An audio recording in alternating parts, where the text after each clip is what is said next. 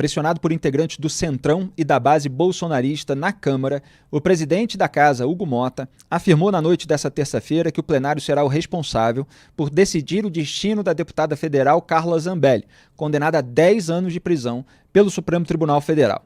A parlamentar está foragida e será notificada pela Câmara a apresentar a sua defesa. A manifestação de Mota ocorreu após ele ser provocado pelo deputado federal André Fernandes, do PL do Ceará, ex-candidato a prefeito de Fortaleza. Vamos ouvi-lo. A gente fica tentando fugir de oficial de justiça. A gente fica o tempo todo com medo. Eu vou usar a tribuna e cadê a minha imunidade parlamentar? Aliás, para que é que serve ser eleito, se não para representar o povo e falar o que o povo gostaria de falar, mas não pode? Aí eu venho aqui hoje para dizer, Hugo Mota, deputado Hugo Mota, que é tão deputado quanto cada um de nós, mas que nesse momento ocupa a cadeira de presidente. O seu papel constitucional é defender essa casa, é defender a Constituição, é defender a democracia, é defender os seus. O senhor está nessa cadeira, Hugo Mota. E aqui eu não estou falando, volto a dizer, não é nada pessoal. Nós nem tivemos oportunidade de conversar para falar sobre absolutamente nada. Quando me ligaste pedindo voto, eu aceitei, porque já tinha um entendimento de todo o grupo. Quando o deputado Marcel me procurou, eu disse, olha, eu já dei a palavra, eu não posso fazer isso. Mas o que eu estou dizendo aqui é, resgate a força da Câmara dos Deputados. Não aceite que um deputado seja cassado, seja qual for o motivo, sem o aval dessa casa. E se quer que o deputado Zambelli, seja qual for o deputado, seja cassado, traga para decidir aqui em plenário. E os deputados coloquem a sua digital na cassação, na perda de mandato, quando fizeram com Daniel Silveira. Mas dizer que simplesmente vai acatar a decisão é um desrespeito. É um chute na cara do presidente, é um chute na cara dos parlamentares e é um chute também na cara da oposição. Nós estamos há 5 meses esperando o aceno. Nós estamos há 5 meses esperando algo que venha da presidência dessa Câmara para a gente dizer assim, a gente fez a decisão correta, mas até agora esse aceno não aconteceu. Tá aí o André Fernandes e do lado dele o Carlos Jordi, também do PL, concordando ali com aquilo que ele está falando. Quer dizer, está cobrando a parte prometida para os deputados nesse escambo pelo voto ao presidente da Câmara, né? Uma eleição interna, os eleitores são os próprios deputados. E o Hugo Mota, presidente da Câmara dos Deputados, então reagiu e disse que está esperando apenas questões formais para tomar uma atitude. Vamos ouvir. Mas também eu quero dizer a Vossa Excelência que eu não funciono no grito, não vai ser Vossa Excelência insinuando que eu sou isso ou aquilo, que eu vou agir a favor ou contra esse tema. Não tenha receio, eu não sou de perseguir ninguém, não tem alvo em sua testa, continuarei a lhe tratar da mesma forma como trato todos os outros deputados e deputadas federais dessa casa. Eu sempre tive na minha educação, na minha prudência, talvez uma das coisas que eu mais preservei ao longo da minha vida pública, talvez seja por isso que eu estou sentado aqui nessa cadeira hoje. Continuarei a agir dessa mesma forma e pode ter certeza que o discurso de Vossa Excelência para mim tem um peso. Irei procurar tratar com os líderes da oposição, com Vossa Excelência ou com qualquer outro deputado federal esses temas e agiremos sempre com muito equilíbrio, com muita serenidade. A minha fala ontem, que Vossa Excelência se refere, sobre a deputada Carla Zambelli, eu disse que iria cumprir a decisão judicial porque ela, diferentemente daquilo que foi a prisão da deputada, porque a prisão não aconteceu, que nós teríamos que trazer com urgência aqui para o plenário, até porque a deputada não está em território nacional, ela optou a ir para outro país. Eu não fui notificado sobre a prisão, por isso que eu não trouxe a prisão ao plenário. Eu fui notificado sobre o bloqueio dos seus vencimentos e eu, antes de conceder até o bloqueio, porque eu tenho que cumprir a decisão do ministro do Supremo Tribunal Federal, eu concedi o pedido de licença que a própria deputada tinha feito anteriormente para tratamento de saúde e para interesse pessoal. Essa licença ela foi concedida já convocando o seu suplente para tomar posse. Foi essa a minha decisão acerca daquilo que foi chegado à presidência da Câmara até então.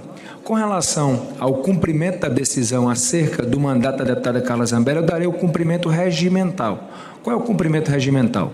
Nós vamos notificar para que ela possa se defender e a palavra final será a palavra do plenário. É isso que nós vamos fazer. Isso é cumprir a decisão. Então, não ache, viu, deputado André, que eu estou tomando essa decisão por causa do seu discurso. Eu acho que houve uma confusão ou uma precipitação da minha avaliação. Essa decisão ela poderia ser cumprida pela mesa ou pelo plenário. O plenário é que tem a legitimidade dessa casa, é o plenário que decide para onde essa casa vai. E ele é soberano e está acima de qualquer um de nós. Então, esse será o cumprimento que nós vamos dar à decisão acerca da deputada Carla Zambelli, dando o direito à ampla defesa, nós fazendo tudo conforme o regimento da casa, que é o que tem nos guiado até aqui, o que continuará a nos guiar. Tá aí o presidente da Câmara dos Deputados, Hugo Motta, evitando escalar a crise, não caindo na provocação, tentando reagir com serenidade, mesmo que visivelmente irritado com aquelas declarações. Os políticos não gostam quando se escancara no plenário algum tipo de acordão de bastidor. E é importante lembrar que o líder do PT na Câmara, Lindbergh Farias, apresentou uma petição à Motta para que a casa declarasse a perda de mandato de Carla Zambelli. Wilson Lima, Hugo Motta resolveu mesmo comprar uma briga pela Carla Zambelli?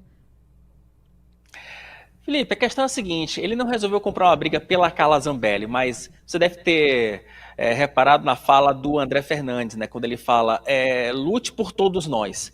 Na verdade, o Hugo Motta, exatamente, essa fala para mim, ela resume tudo. Ele, na verdade, ele comprou uma briga por todos os parlamentares. Claro. É bom lembrar que hoje tem deputado que está na mira do Supremo Tribunal Federal por indício de desvio das emendas parlamentares. Ô Wilson, a questão é que... a velha máxima persuasiva nos bastidores do Congresso Nacional. Hoje é ela, amanhã pode ser você. Exatamente. E tem um detalhe, existe jurisprudência do próprio Supremo sobre a declaração da perda de mandato. Só para a gente relembrar aqui, 2018, caso Paulo Maluf. Paulo Maluf foi condenado na época numa ação penal a 7 anos e 9 meses de prisão. Ele foi em cana. O que aconteceu? A primeira turma jogou a responsabilidade para a Câmara declarar a perda de mandato do Paulo Maluf. Paulo Maluf não gostou, na época a Câmara determinou a perda de mandato, ele recorreu ao Supremo Tribunal Federal, o mandato de segurança caiu na mão do Luiz Fux e o ministro Luiz Fux disse o seguinte, olha, nada, a decisão da Câmara é soberana, então, meu amigo, você já não tem mais mandato. Então, esse é o jogo. O Hugo Motta, na prática, ele prepara o terreno para o futuro, ele não está aqui comprando a briga da Carla Zambelli, e ao mesmo tempo ele faz sim uma cena ali para a bancada bolsonarista que desde o início do ano cobra de fato que ele coloque para frente, né, aquele projeto de anistia. Ele, o Hugo Motta, não quer. Então ele acha que com isso, com essa atitude, ele vai tentar tanto enrolar, vamos colocar o termo correto, né, Felipe? Tenta enrolar tanto os bolsonaristas quanto o Supremo Tribunal Federal. Mas no Supremo Tribunal Federal está todo mundo de olho nessa manobra do Hugo Motta. E teve um outro caso também que eu acompanhei bastante, comentei muito na época, que foi o caso do Aécio Neves. O Aécio Neves chegou a ter impostas 2 medidas cautelares na primeira turma. Uma era de afastamento do mandato, a outra era de recolhimento noturno. Medidas gravosas, portanto.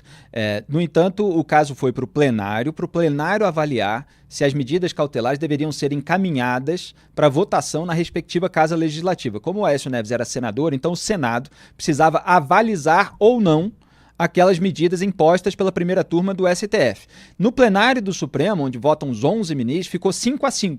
E a Carmen Lúcia era presidente da corte, teve que desempatar, ficou toda embananada, toda enrolada, mas acabou ali votando a favor do Aécio, como ele queria, para encaminhar para a Casa Legislativa. Aí veio todo esse discurso, hoje é o Aécio, amanhã pode ser você. Os senadores, claro, da maneira corporativista, derrubaram as medidas cautelares impostas pela primeira turma do STF.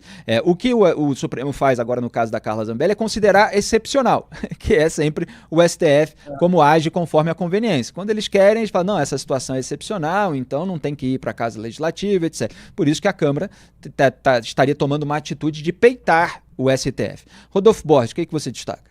Acho que vocês resumiram bem. A Carla Zambelli é um detalhe nessa história, é um pretexto para a defesa da Câmara. Agora, não é por acaso que quem está fazendo a defesa desse caso especificamente é um bolsonarista, é o André Fernandes, enquanto o Lindbergh está do outro lado.